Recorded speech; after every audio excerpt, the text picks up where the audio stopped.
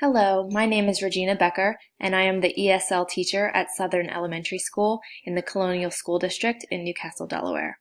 The purpose of this video is to give a general overview of what the Access 2.0 for ELLs is.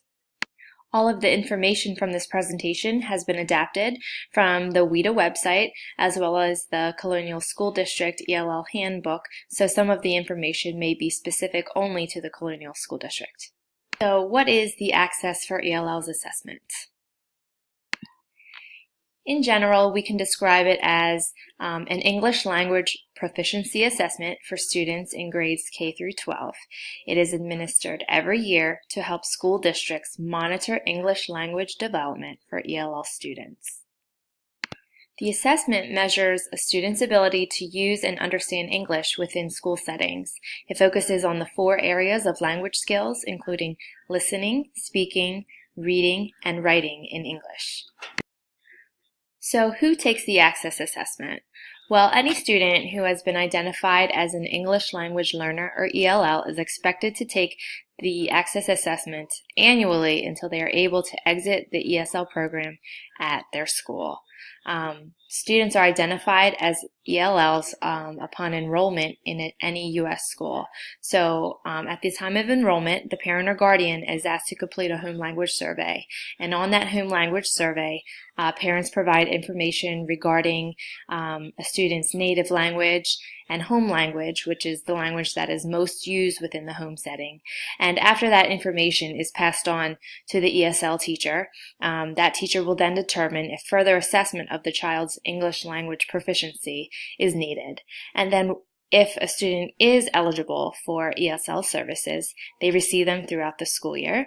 And at the end of the year, they'll take the annual Access assessment. So you might be wondering when your child will be taking the annual Access assessment. All parents and guardians of ELL students will receive a notification letter directly from the ESL teacher or the student's district that details the testing window for the school and state. Generally, the testing window occurs sometime between January and March, but the exact dates of the testing window will be listed on that letter. When it comes to the actual Access assessment, there are several types of assessments that may be used for students depending on their individual needs.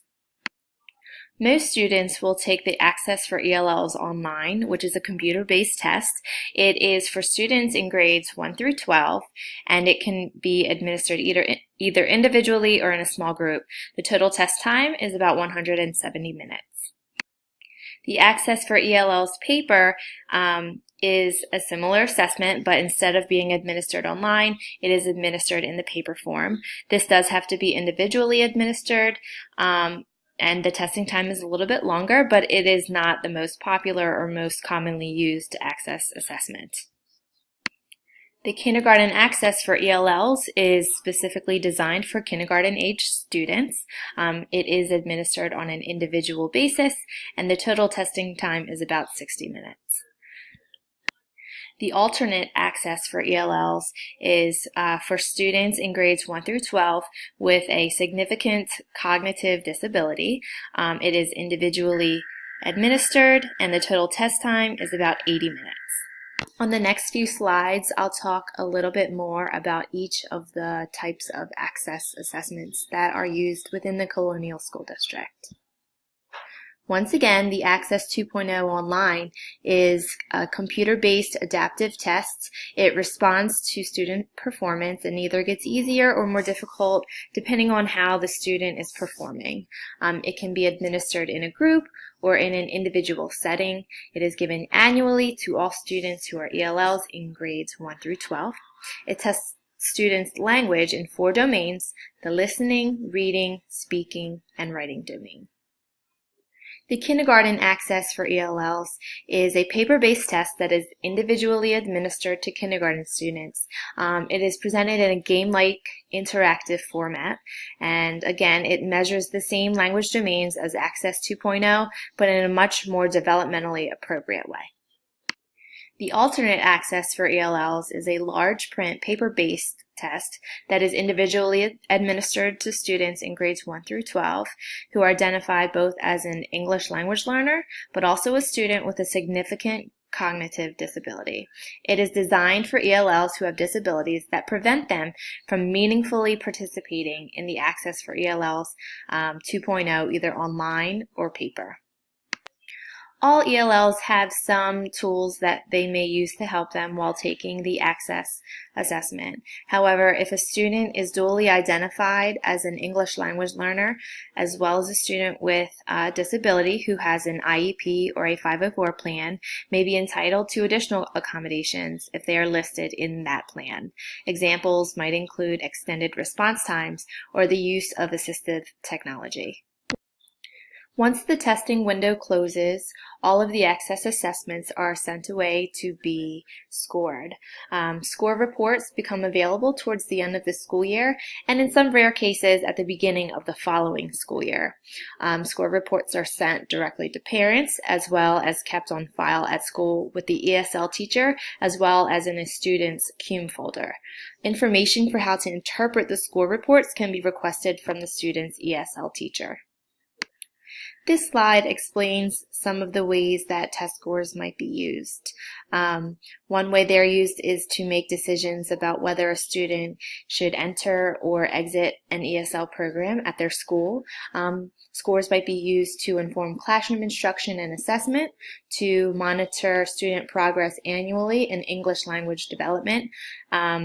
They might be used to decide on staffing needs at individual schools to support ELLs appropriately, to evaluate each district's language support programs, and of course to meet federal and state accountability requirements.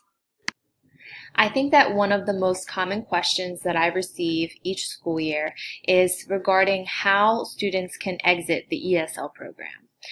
So in order for a student to exit the ESL program in Delaware, he or she must meet the following minimum score requirement that corresponds to the assessment that was taken.